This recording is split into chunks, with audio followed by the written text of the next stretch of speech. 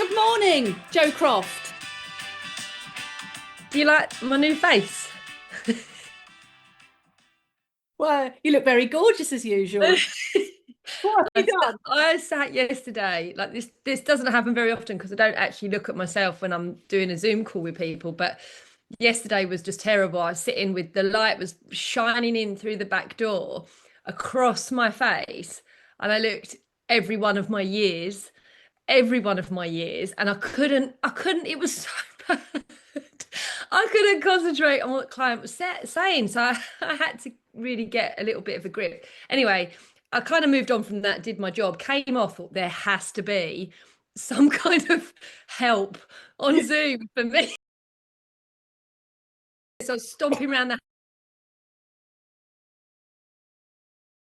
room. What are you talking about? Anyway, I went on ChatGPT. Yes, there is. So I went into my Zoom settings and I found this little face tuney thing. Oh my God. Can you tell?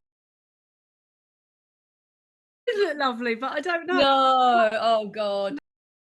I mean, I think we're so critical. I mean, I literally, I use Zoom most of the time, and I think I've got some kind of filter on going on there. I'm not 100% I sure. think you have.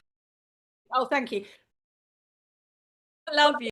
I'll tell you why I definitely have, because yesterday I had a Teams meeting, and it was somebody else's meeting. So I Uh, went on, unable to kind of do anything about it, and I looked at myself, and I looked absolutely wretched. I mean, like you, I couldn't really concentrate on what was going on because my eyes kept glancing up to my picture and thinking, I cannot look like that. Do I really look? Oh, it's awful. Oh, there is just this Awful. point, isn't there, where you're just like, oh, like life just goes by and it seems to whiz by like speed of lightning now. And then like every now and then you actually take some time to take longer than about 10 seconds looking in the mirror in the morning, which I do, shower, get changed, try and put a face on, get dressed nice. And then every day is the same. You go out and I've been absolutely drenched. So I've had to come home, blow dry my hair for the second time in the first hour and a half of my day, start again, but with technology now. Yeah. If I ever meet these people in person, they probably open their front door. Well, I do. Most of them I do eventually meet in person and they go, oh my God, who the hell are you? Moving on. Anyway, No, what are we I, doing today? no, Haven't I, seen no, you. I, like you, I walk my dogs, and then the worst thing is when I ride the horse and I come out, I've got hat hair, so I scrape my hair back, and then put a bit of powder on and go do a Zoom, and then I think in the mirror, I think, oh, I look okay, and then I look up and I go to I go to the well, particularly this Teams meeting, and I think, Jesus, do I really look like that? No, I'm really hoping some of it's the actual technology that makes me look so hideous. Right, next time it was either this or it was note to self, remain a thumbnail in the top right hand corner. Yeah. Do not put yourself on big. No, no, wear Anyway. a hat, wear glass, wear Yeah. sunglasses, wear a polar neck jumper to hide your neck, and should be This okay. is why your eyesight goes, right? So you have to cover your face with glasses as you get older. It's not so bad. Right, come on, because we're here to talk about dogs. No, we're Yes, not we here do. to No, we do. But just object quickly, you. I have to. We're having some work done in our downstairs cloakroom at the minute, so there's drilling and stuff going on. So I've had to come into the conservatory, and I don't think the reception's very good. So I'm hoping we don't get lots of dead spots through this, but we'll have to just sort of see how we go. All right. Anyway, how I was gonna, yeah, I think we should chat about um, neutering and spaying, because Yeah. it's such a interesting and possibly complicated subject. Yeah. Um, I think a lot of owners don't really consider it as having an impact on behaviour. No, the owners obviously they listen to their vets. The vet says yes, have your dog neutered or spayed at some point, and then they go ahead and do it. And a lot of the times I get clients that will ring up with a fearful dog, and it's just been neutered or spayed, or it was neutered or spayed 6 months ago, or and it's a nightmare because it has such a massive impact on the dog. And I want to just explore this with you because you can get really into the nitty-gritty about what's going on. But I have to say, just as a bit of a caveat, I have to say, I think in the last maybe 4 or 5 years, the vets are amazing. Like it used to be, way back, it used to be every dog I saw had been neutered. because the vet was like, yeah, get it neutered, regardless of what was going on, whether it was fearful, whatever it was doing. But now I've definitely had way more clients ring me up saying my vet said not to have my dog neutered or spayed until I've seen a behaviourist, which is fantastic. So good for them. But I'm definitely seeing that. Yeah, Um, same. yeah, so that's really good. And I would just want to, so yeah, kind of want to explore, the neutering with the males and the spaying with the bitches. Is it the same with bitches as males? I don't see such a big impact in the bitches. So it'd be Yeah. really cool to explore that. How long does it take the body to stabilize after neutering? So I get a lot of clients that say, I had my dog neutered 2 months ago and we're now having problems. And I'm like, oh yeah, because it hasn't really changed yet. So I want to just explore that with you. Yeah. Um, what happens to the hormones? What's going on? Why does neutering have such an impact on fearful dogs for our listeners? Is it the same with confident dogs? And the other thing that I want to talk about at some point towards the end is maybe like I've had a lot of experience. A lot of my dog backgrounds, as you know, are the guarding breeds, so German Shepherds, Rottweilers, things like that. And I've seen through my years, the Rottweilers in particular, because they have a real personality switch at 3. When a Rottweiler matures, generally speaking, and I'll probably be fired down for this, but generally speaking, in my experience, you have a real change at maturity, which is about 3, where the Rottie changes. So you can have a really lovely nature, do all your socializing, have a nice natured Rottweiler up till 3, and then boom, if it's entire, it hates males, hates other dogs of its same sort, so it hates other Rottweilers, and it doesn't tolerate entire males. And I think that's the same with a lot of entire males. I'm not just going on with the Rots, but my point, what I'm getting to is when you neuter a Rottie really young. So in the old days when you used to neuter really young, so you'd neuter at like maybe before a year, right? You'd then have the most delightful Rottweiler for the rest of your life and no change, of course, because there's no hormones going on. But really like to just chat that through with you as well, Yeah. maybe Yeah. towards the end. So, because it's a real thing. And of course, there's that massive dilemma, isn't there? If you get a dog that is potentially going to have problems because you want to keep it entire, um, personality wise, if you neuter it really young, you're then looking at health issues.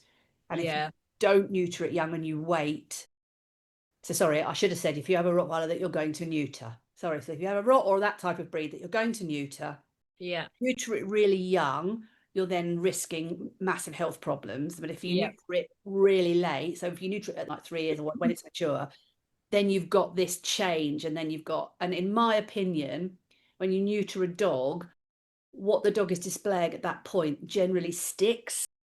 Yeah. So if you have an aggressive dog and you neuter it, then you're fixing that behavior. I'm not saying it can't be changed, but it's a lot harder to change once Yeah. it's been neutered. So all those things. I'm not expecting you to remember all of this, but I think the conversation will kind of naturally yeah. take its But course around that. They're they're, really important points. yeah, they're my feelings on kind of neutering as a whole. I think that's what makes it so complicated. And I don't think necessarily there's a right or wrong answer. My owners say, should I neuter my dog? And I'm like, I can't, there's not a No. right or wrong answer. I'm not going to say yes, neuter it or no, don't. I think it's a really personal thing. But you have to, people really should know the ins and outs of what they're doing and what the potential risks are and Yeah. benefits, of course, for Yeah. doing either, because there are risks and benefits for both. Of That's the course. trouble. That's what makes it so complicated, doesn't it?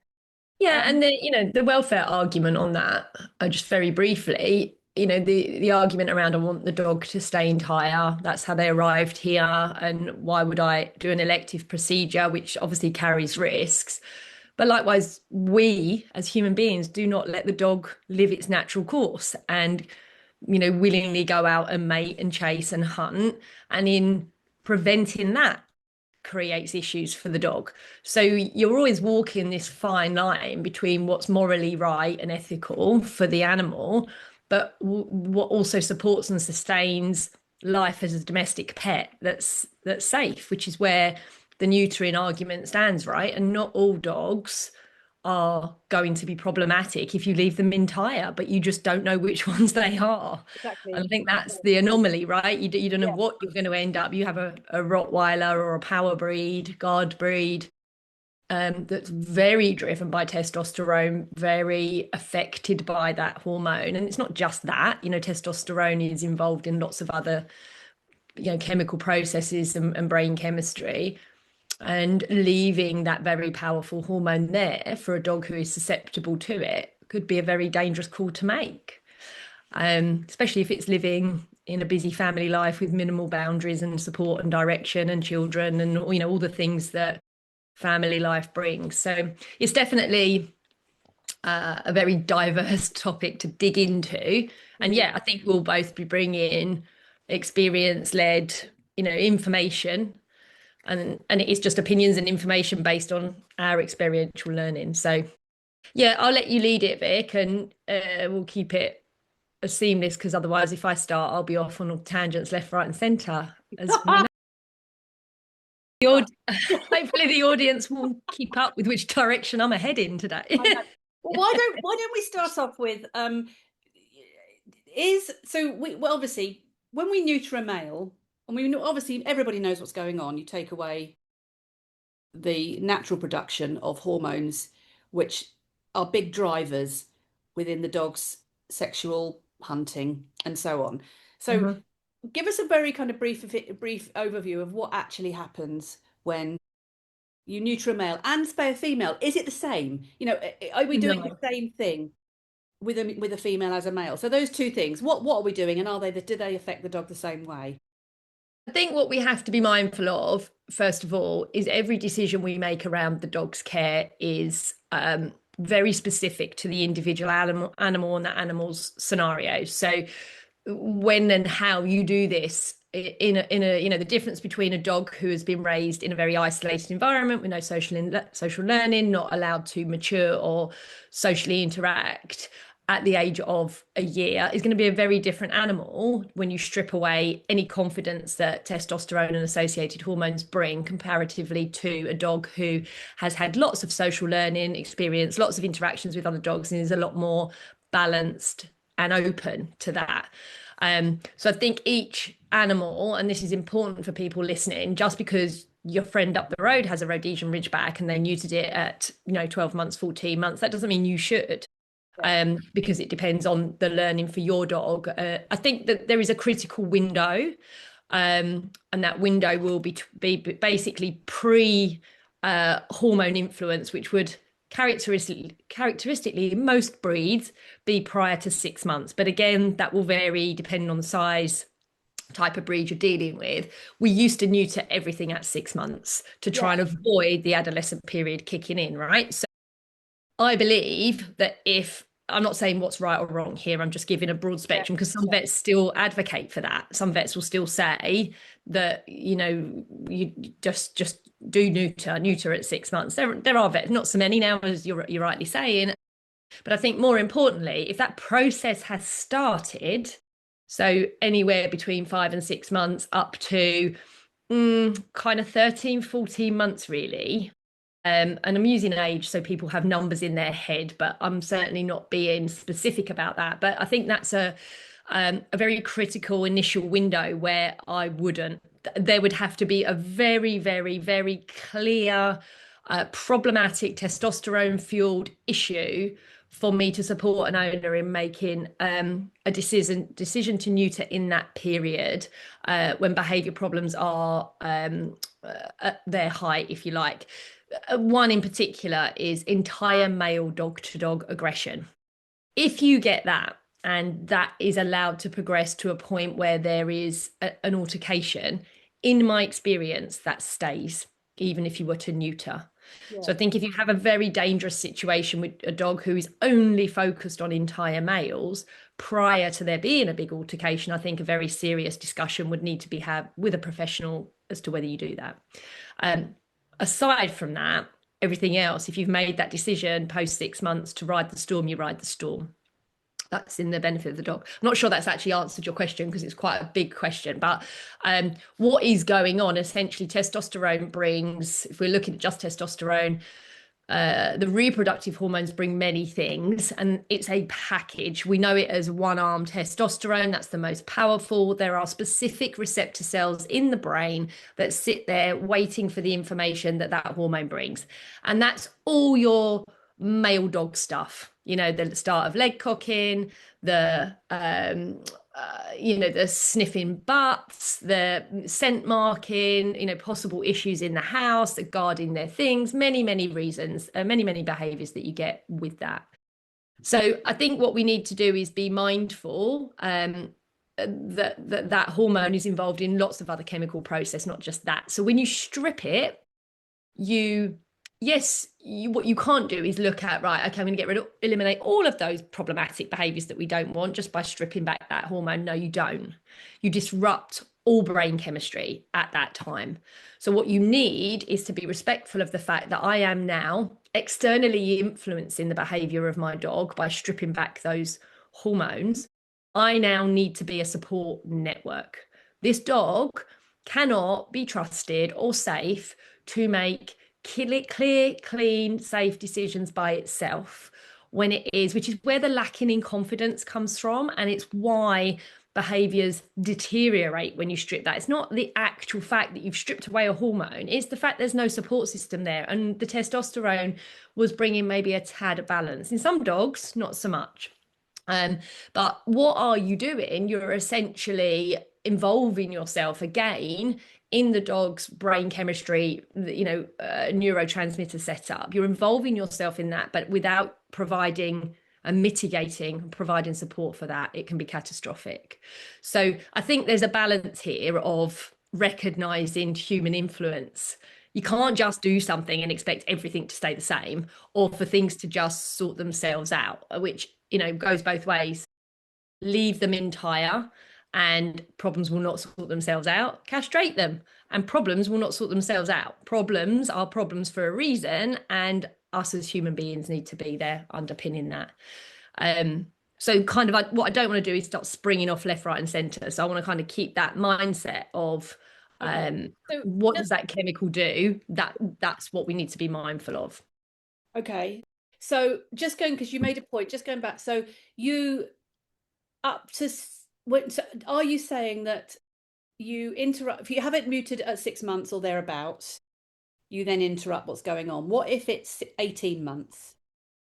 Again, so basically anywhere between kind of depending on the breed really, but probably around a year. I mean, before a year, absolutely not, because 10 months you're in the thick of it. Absolutely not for pretty much the majority of situations and breeds. Between a year and 14 months onwards, you then need to look at the optimum time for that specific dog. And you have between then and about the age of 2.5 to make that elective decision and know and be pretty confident that with support that any residual behaviors from keeping them entire a bit longer you could get under control. But in my experience, people don't last 2.5 years. If there is actually a problem, right, we're looking at everything around about that 14 to 18 month period, right? They're really good. We've got them under control, right? Let's do it now. While you're still navigating the back end of adolescence, you're still being on point with your support. In nearly all cases where there are behaviour problems associated with testosterone, a professional behaviourist that knows what they're doing needs to be involved. It's not something as a normal dog owner you can say, right, today's the day. If you're not following any form of social hierarchy management, leadership, teaching manners and boundaries, if your dog cannot just sit in a cafe or a pub and watch the world go by, then really you want support in making that decision. And then there's two arms to that, right? Because there's the veterinary input with regards, is your dog medically sound to undergo the procedure? And are they developed physically enough to cope with it at the right time? And then there's behaviorally, have you got good manners? Have you got good leadership? Does your dog have, a regular wobble over certain things, like what's their confidence levels like? So I think it's not very useful to listeners to kind of apply to their dog, because every time I'm asked this question, one, I will never make a decision over the phone when I've never met the dog. Mm. Two, I would want them to be working on a 2 week plan. So I have quite short windows, as you know, but 2 weeks of working very strictly with what I need them to work with. And then I will make that decision at 2 weeks whether I think the dog is robust enough to take castration. Usually, if their boxes are ticked, it will be quite quick when they're working with me, certainly within the first 4 to 6 weeks, if it's appropriate. Um, so, and I would say for the most part, I would generally lead that. And so I think castration, particularly, I think is very different to spaying. That's a completely different conversation. But castration, I really do believe there are many people that will come to me and say, I've had my dog neutered and it's made it worse. So I would argue, no, the castration hasn't made it worse. It's actually your complete lack of support system, your Yeah. complete lack of direction for the dog. You've then stripped the chemical, caused massive brain chemistry upset, not changed the way you've handled the animal at all. So indirectly, you on the platform that you're managing pre-castration has made it worse by not stepping up, Yeah. not being the support system for the dog. That's a really, really key point. I think that is, we need to just pause there because that is such a key element. It's a conversation I have all the time. I've got a dog. I've had him neutered, and now he's starting these behaviours. Yeah, That is, and it's so key. And it's because it's not the neutering that's done it. It's because nothing's changed within the family. yeah. Yeah, I mean it's such a key point for people to understand. Particularly sort of behaviourists and stuff, to have that in their locker. I think people underestimate like how, because it's an elective procedure, it's 20 minutes of surgery, and for the most part, the dog does very well. I think, everybody focuses on poor dog, there's a surgical wound. I think where there isn't a focus is, and this is really important, even with all of my dogs that I'm supporting through this, I will say to my clients, there is every possibility within the first 2 weeks of stripping that hormone that despite everything you're doing, the poor behavior raises its head again within 2 weeks. And that wouldn't, it doesn't happen often because I've usually mitigated against it. I've maybe done a quick reset with them. So they're on very, very controlled measures during that time.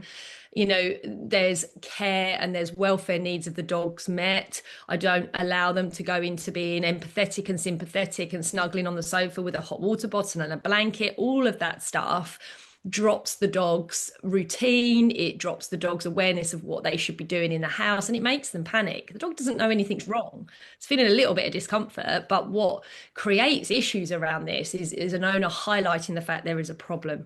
Mm. So brain chemistry needs to be looked after. 2 days after castration, there's nothing wrong with you going and doing a 5 minute calm training session in the garden and working the dog's brain, because you can't run them as you would normally with a Yeah. surgical wound. So keep the dog to a routine. The morning walk is a little plod up the road and back, and we come back and we do some hill work in the garden, and we do a sit and we wait and we control dinner time, and we make access to the human owner's space important, because in that time you are creating dopamine, the dog is being successful, and that's what we need to bring to the surface, is those happy chemicals, your serotonin, your dopamine. Anyone that struggled with anxiety will have heard of those. That is what is suppressed in society with dogs now, because they're living off of their panic chemicals, their adrenaline, their cortisol, which should only ever be used for hunting, and it's not now. They're dialed up all the time. And just on that, I think what's important for people to remember is what else is going on from the 6 month period. Like, adolescence is hideous for a reason. You have the carnassial teeth are coming in at the back, which are four-rooted tooths, very slow growing, but will continue to grow to 8 or 10 months. It's painful. So Mm. you've got potential toothache. You've got testosterone hitting the brain in floods. So you might have 2 amazing weeks where my dog's absolutely fine, and then you'll have 10 days of absolute hell while it hits the brain and the brain tries to navigate, the teenage boy hormone, but happening in a very short space of time. You've got prey drive kicking in. This dog really wants to come to the surface now on a social hierarchy platform, be important. Suddenly your recall's gone out of the window because they're getting confidence in chasing things. And what do you get when you chase stuff and you're a dog? A dopamine Yeah. hit. Great. It's addictive. That's fantastic. Once, twice successful, your bit of chicken is is off the wall now, gone. Yeah. And then the final thing that's happening is your breed predisposition. So, good luck to you if you have a very powerful breed like your guardian breeds, like your pointers, your Vizslas, and your collies, because they're very, very focused on being who they are, and your herding behaviors or your biting behaviors will come to the surface in that time, and the dog has to navigate that. On the flip side, with so many people having poodle crosses and spaniel crosses, well, this creates a massive issue, right? Because you have all of that genetic material coming to the surface, but it's in conflict because you have all the, for instance, your cockapoo, you have all the social pleasing, sensitive, retrieval, resource focused behavior of the cocker spaniel, but then you have this quite strong, invasive, in some respects, kind of dominant and busy, very highly intelligent element of the poodle. You put those two things together and it creates an invasive dog who can't cope when he gets there. So we now start to see anxiety, which is why those mixed breeds are very, very predisposed to having anxiety and stress responses, because they're already in turmoil themselves. So that starts to come in through the adolescent phase, and that is your critical period of trying to support the dog in that, to navigate it well, with support, with guidance, being able to look at their owner and know that it doesn't matter what it feels, it gets pleasure and enjoyment from life, and those happy chemicals from sitting on a rug or sitting on a mat next to the owner in the cafe, having had a good walk or doing something productive. Mm. Mm. So in my experience, I see everything that you've just said is obviously super interesting, and I see it a lot in the male species, so the dogs. That's where you get that. I don't see as much of any of that in the females. Um, what I do see is you'll have a female who's super friendly at a young age, and then they'll have their season because obviously people are waiting for them to have one or two seasons, and they'll have them spayed. And then I get the call, my dog was super friendly, now she's not. She doesn't like dogs coming up to her and all that stuff. And I want to just explore that with you because what I see a lot of the time is a kind of fearful stroke, don't touch me at the back end thing. So you'll get female dogs that will sit down if a dog comes over to them, or give them a bit of a, I call it a bitch slap, a bit of a nyeh, nyeh, nyeh, nyeh, if a dog comes over. It's not, you can't call it aggression. It's not full on. The bitch isn't aggressive. She doesn't want to kill anything. She doesn't want to have a fight.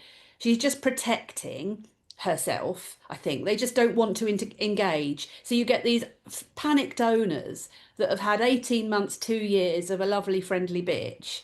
And now the bitch doesn't want to engage with other dogs. And of course, the owners are freaking out about that. And I think, well, so, often my advice is, well, the dog doesn't want to. She doesn't want to engage. We're not going to make her engage. We're not going to change her behavior. So now she's engaging. She doesn't want to engage. She wants to be with you. She wants to have her fun and her games and her treats and her training with you. She doesn't want to engage with other dogs. But of course, the owners are like, well, yeah, but I've had 18 months of her playing with dogs in the park. So you've got this Yeah. hideous conversation where the owner wants their dog back, but you're like, I'm trying to advocate for the dog because, well, the dog doesn't want to engage, she doesn't want to play. She's grown up, she's been spayed. So you get into this real kind of tricky conversation. So I just wanted to go explore with you how we've just done with the males, what the spaying is doing, and why we're seeing this change in the bitches. I guess it's primal, isn't it? They want to mate. Yeah. So she's happy to play, she's happy to engage with the males. Then when she's been neutered and everything's settled down, well, that's off the table now. I don't want to Yeah. mate anymore. So actually, I'm not interested. And I think, I mean, that kind of hormonal setup is the same in us. But the difference between us and dogs is we generally can articulate in some form or find some other coping mechanism, whether it's just to retreat or go to the gym or shout at people or whatever you do. The dog doesn't really have that luxury in being able to communicate how they are feeling, but they're going through the same kind of hormonal cycles as we are. It's a lot more complex in bitches. Yeah. You're still involved in brain chemistry, but you've also got two hormones that are prevalent. And I just want to be clear that when I'm talking about hormones, there are lots of hormones in our bodies. We are essentially a ball of of chemistry, and we can't talk about them all today, and we don't want to complicate this too much. But in bitches, you already have the anomaly of it being estrogen and progesterone balance. So anyone that's going through menopausal issues will know that you know the estrogen and the progesterone are what are looked at. And actually, it's not how much you've got of one or how much you've got of the other. It is about the balance between the two as to whether you're socially sound or a lunatic. Yeah. And you know, that's is not something you can easily sit there and say this is what's going on for me today from a scientific platform. You just have to go on how that's affecting you, and that's what we basically see when that's stripped away in the bitch. The other thing to consider with bitches is there's lots of medical reasons why, and I've seen this too much, but why we have to neuter in bitches who are not used for breeding purposes, or once they're finished, you know, being used for breeding purposes, they're neutered after that point, because there is a condition called a pyometra, which can occur either as a closed or open situation, where either the cervix is closed or open, whereby you get a spontaneous infection in the uterus that essentially the uterus fills with pus. Sorry, that's a bit graphic. But if the cervix is actually closed when that happens, then the dog essentially dies within hours. They get sepsis and they die. It is a surgical procedure that needs to happen almost immediately. If the cervix is open when it's happening, you will see it because they discharge pus and blood, and they're very, very sick animals. And that's not uncommon. And I've been out of practice quite a while now, but as far as I know, there's not much change to that, other than obviously if the dog is neutered, they don't get it. There is more of a predisposition for mammary gland tumours. And again, in bitches that are entire, I've seen that quite significantly, where they're having to come in for big operations for mammary strips, because obviously they don't have just two boobies, they have several. Yeah. So that is obviously big surgery in older dogs. So I think going beyond the age of maybe 4 or 5, general anaesthetic is then going to start to be a consideration. So neutering your bitch before that age, even if they're amazing, they will have all the social learning, and it won't be so impactful when you do. You know, dogs are way better than us at being resilient and coping. So, you know, actually they have a full ovariohysterectomy. We generally don't. A hysterectomy is just removal of the uterus. In dogs, when that procedure is done, unless it's changed elsewhere, they remove ovaries and uterus. So everything is gone. They don't appear to have the issues with menopause like we do, but you can have behaviour fluctuations. I think it's also important to understand the timing. Why does the vet say to you, when I was in practice, it was 3 weeks or 3 months post bleeding that you would book them in for surgery? I think they stick with the 3 months now. The reason for that is they are trying to neuter a stage in the cycle that we call anestrus, which is the bit where there's nothing really happening. So you and I, in that period when we were, you know, having normal periods and whatever, would be at our calmest and our most balanced. It's about 30 seconds. Yeah, it's about 30 seconds in humans. Longer in bitches, I should imagine. But, you know, some women get 3 weeks of a month where they're calm and balanced. Yeah, again, there's no every you know animal on this planet will be, you know, different with how their reproductive cycle goes and what it does to them. And I think what we need to remember is there are lots of elements to this that we have to consider. And if you have a bitch who's come into heat, been walked, been invaded by several male dogs in a, you know, they've come running from a 3-mile radius, had an unpleasant time, it's not really about her cycle from that point onwards. It's about the fact she's been hugely disrespected and panicked and invaded, and her response to that is now a learnt behaviour. She carries that. So protecting your dog when they're going through that season, of which it's always, I quite like them to have had a couple of seasons to see where they're at for sexual maturity, to get them through before even considering whether you're spaying or not. At least 2 is good, just to know for sure that everything's in working order and they've matured. But I think in that period, you need to be very mindful about what you're exposing them to, not just from getting pregnant. you know, your dog is not going to get pregnant with you walking down the street. It's No. quite a difficult thing for the Yeah. dog to do. Yeah. They have to tie, they have to Yeah. turn around and look the other, you know, it's not easy. So you don't need to panic about, is a dog going to jump my dog and I'm, you know, going to end up with a pregnancy. I think in bitches, the situation is a lot more complex. If I don't off well, I don't own bitches. For some reason, I've always had dogs and will continue because we'll talk about it in a bit. I'm going to get another one. But I think with bitches, it's a lot more stressful.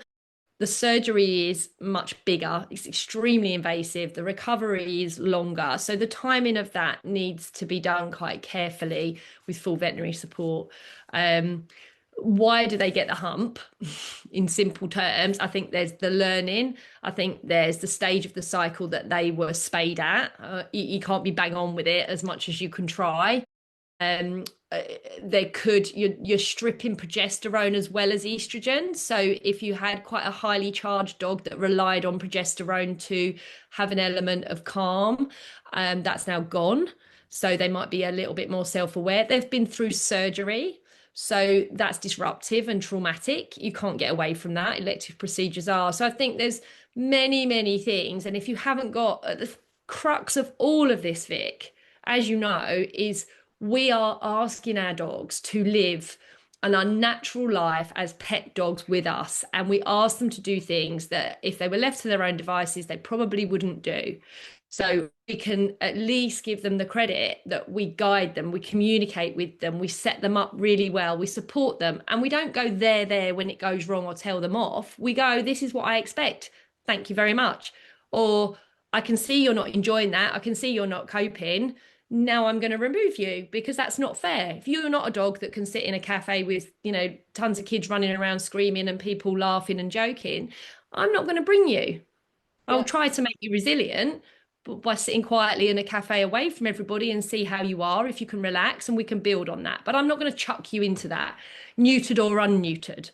So I think we need to be very focused that the unnatural world that they live in and the option of leaving them entire isn't always a safe option, as much as neutering them is not a safe option. You know, it's very specific to the dog and the situation you're in. Mm. People have a nightmare, don't they? Nightmare decision because, the whole world can't all come to you, Joe Croft, although they should, to have a chat about their male dogs. But, I think, I think, and me included, I put my hands up.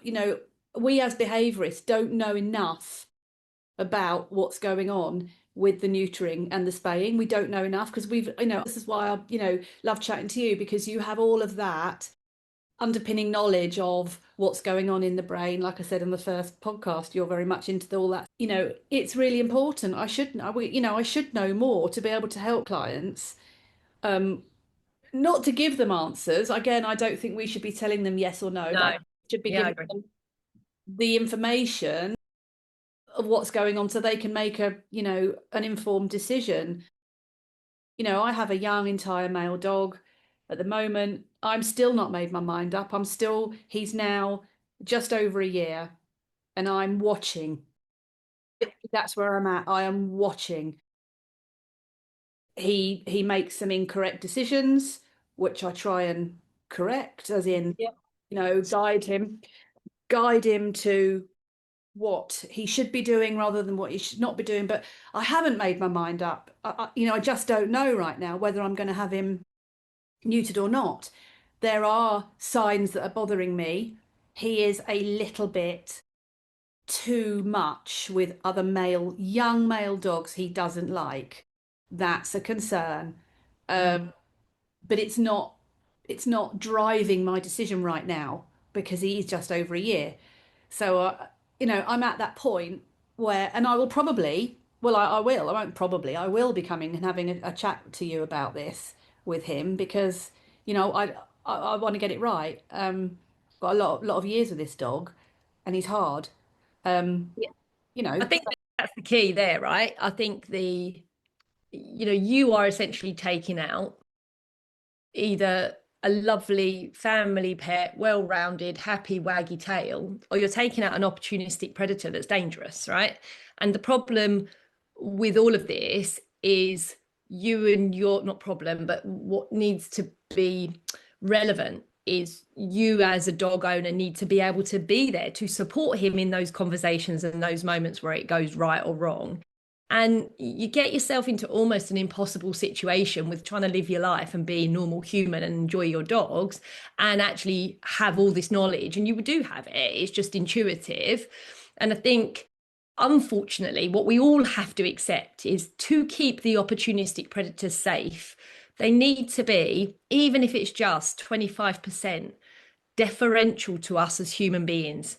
Because if you don't have them in a place of deference and looking at you and being respectful and having manners, then all of their instinctive behaviors are going to take over. And what testosterone is doing is pushing that boundary all of the time. Now, I'm very clear about when I work with clients about making a stark difference between deference and submission. We don't need the dog fearful. That's terrible. And actually, we don't want to be going down that road. Yeah. But the difference between deference and submission on a visual level is I'll ask a dog to move out of my space, they'll duck their head and walk away, and I'll go the opposite direction, take the pressure off, as opposed to having a little dog that doesn't really know what to do with my confidence, throws itself on the floor, shows me its back, and wheezes everywhere. Yeah, yeah. You know, that's the difference. I don't need that, nor do I need a dog that runs away and cowers in a corner. We need to grow their confidence. But if they're going to trust me, they need to hand me that baton. And that's what I say to the client is your dog needs to hand you the baton. Every time you give that baton back to your dog and it's having ad lib decision making as a young adolescent male, you're going to be potentially in trouble. What are you going to do if that decision and that confidence and that conversation over there, 10 yards away from you, goes wrong with that dog? You don't know if that dog's male, female, entire, or neutered. That's your risk. Yeah. And then you just come back to, I'm heavily reliant here on spotting it quick enough, recalling him out of it fast enough, and being confident enough to know that he won't think anything else other than, oh, I need to go back to my mum. And sorry, go on. no, and that's the issue, really. Yeah. And there we are. We've come straight back to behaviour in training, haven't we? And that's the point, right? We're navigating all of this. Yeah, this is it. I mean, having a reliable recall with your dog, regardless of what state it's in, what age it is so massively key, because that reliable recall is what's going to keep your dog safe in every situation. That's a nice place to stop, I think, because it's a huge subject, and we haven't answered everybody's questions by a long chalk, but maybe we've given people some food for thought and triggered some questions. And obviously, if anyone has any questions about this, put them on the chat, and we won't. Jo will get back to you. Can I just maybe one quick add on, because I think it would probably be quite useful, is supralorin. So if people are aware, which they probably are by now, I don't even know how long it's been around, maybe 5 years or so. So supralorin is an implant, a chemical castration, it would be Now called. people will know it, I think. Yeah. Yeah, so in my experience, it's about as close as you're going to get to tell you what your dog will look like without surgically removing those testicles, without actually doing it, and that's obviously not reversible. So even me now, I never had this luxury, but I do now. So if I have clients that are making me wobble, or clients that have done really tons of research as to why not, and they're relying on me to make a decision, my thing is, it's not my dog. I won't make the decision for you. I will tell you what I believe based on all the clinical research that I look at, and I regularly look at Google Scholar for the papers and clinical research that's published. And it infuriates me because the studies that are done, there are so many affecting factors and variables you just cannot compare. You can't compare a 2-year-old Labrador in a family environment that's been well socialized, done X, Y, and Z, compared to a 2-year-old Labrador that had a terrible start and has ended up maybe living in a kennel being a working dog. And, you know, what breed background those two dogs have come from is completely different. So the studies that are done are very scientific, and yet we're looking at behavior, which is very subjective. So, but I do keep an eye on it, and I still sit in the space of I'm just relying on my experience and knowledge to advise as well as possible. But the introduction of supralorin does mean that I can sleep a bit easier if I do have a difficult situation. And the more cases that I get through where 3 months in, we're all good, let's just surgically castrate, and we probably didn't need to do the implant. The more comfortable I am now going back to, do you know what, just do it now. Within the next 2 weeks is a good time. So, but I think it's there. And if you're really unsure or you're not working with a behaviourist and you just want to go for castration, that will give you 3 to 6 months. And by the way, your first question at the start of this, Vic, was how long before things, you know, the testosterone has completely gone. It's around the 3 to 6 month mark. The vets will say, right, the dog can't get another dog pregnant now. So we just run with that. With once you get to that marker, this is who you've got as a dog. Anything beyond this is a behavior issue that you need to sort out. So yeah, just for people to be mindful, that option is there. It's not a cheap quick fix. You're still going to pay, I think the implant, sorry, is still over £100, but it does mean your dog doesn't have to have surgery. It's just an implant into the dog in a normal consult, I believe. And then its optimum point of working is somewhere around the 6 to 8 week mark, I think, off the top of my head. You'll get to see what your dog will look like if you surgically castrate them. You do have to keep repeating it if you're not going to surgically castrate, and most people go on to do that afterwards.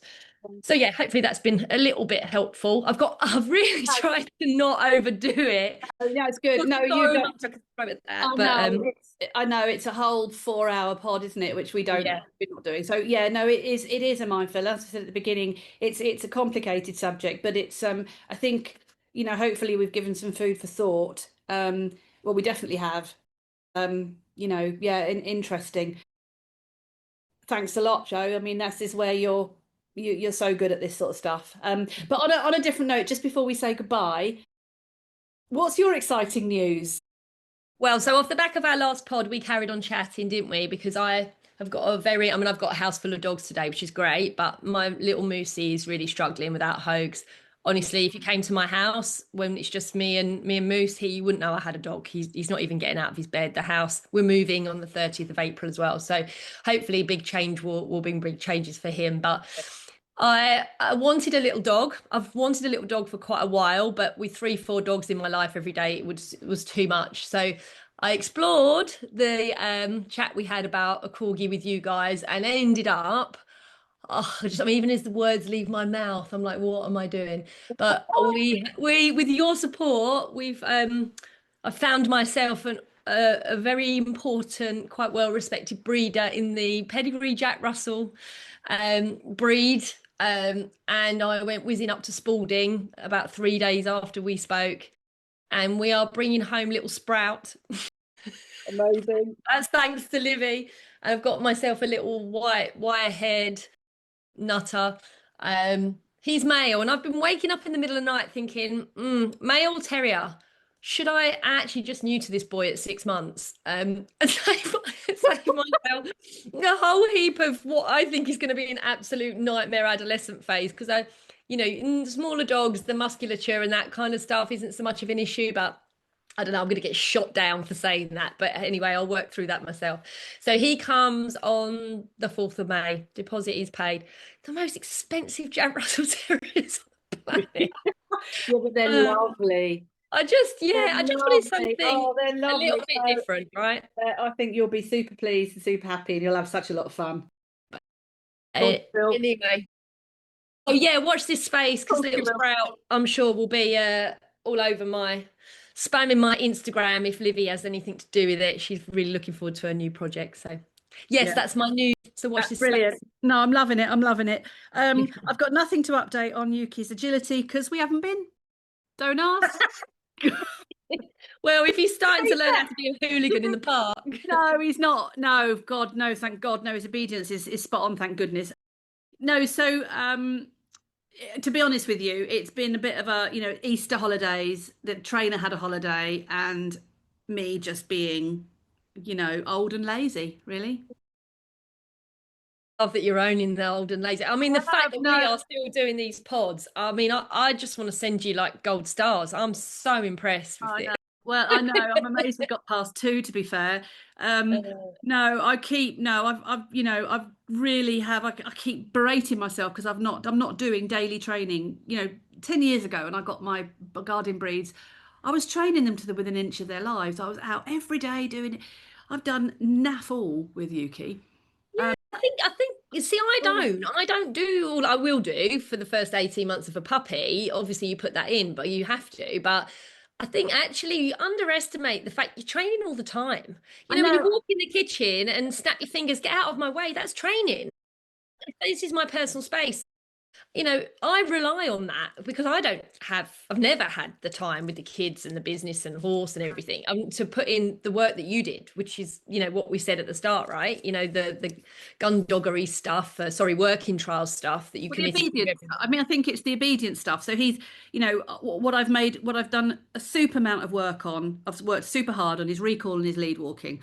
They're the things I've worked super Yeah, hard on. Because being a husky, it's absolutely critical that he comes back and doesn't yeah. check anything that moves and doesn't pull me. But as for any kind of obedience, I mean, I had all these things in my head, but I've done absolutely, I've done a little bit, but I have to say, he's very, very difficult. Very, he's really quite difficult to like. I'll train him. We're going off piece now, and we'll stop now. But like, for example, I really wanted a nice middle command, and he'll do it, he'll lure, but he just doesn't get it. He doesn't care. No, he doesn't care. He doesn't care. He couldn't give a rat's I'm whatever. working. I'm No, working with a he little doesn't care. Rottweiler puppy at the minute, the gorgeous Vince. Oh my God, he loves to work. So No, I can feel your no. pain. I've come from Rottweilers and German Shepherds because my last husky, I didn't. She was 8 when I got her, so I did training was out off the table. But I had all these high hopes for this dog, and actually, the training experience I'm having, I knew because I've done my breed research that it was different. But oh my God, experiencing it is Yeah. something else. It's something else. They are seriously intelligent, but they have no desire to work for you. But well, look, it's time. We need to stop. So I'm going to Yeah. say, I thank you so much for all of that, love. Yeah, I'm sorry. It's really difficult subject, especially for someone like me who has no filter. But it's really difficult to keep it factual and on point when I've got so much that would be useful. But hopefully, it's hit some markers with some people, and yeah, like you say, they can reach out to anyone and everyone and ask if they want to. Yeah, I think hopefully what I'd like to do is create questions, not answer everybody's questions because we haven't got time, but just Yeah. create questions. Neutering and spaying is something people need to think about. That. Thanks And so then we much, need to love. get away from this blanket age thing, right? Neuter at 6 months, neuter at a year. That's just not really relevant, to be Yeah, fair. no. So yeah, all good. Lovely to see you. Thank you so much. And I'll see you in a couple of weeks with another topic. Yeah. Bye, Bye, lovely. love. Bye, bye, bye, bye.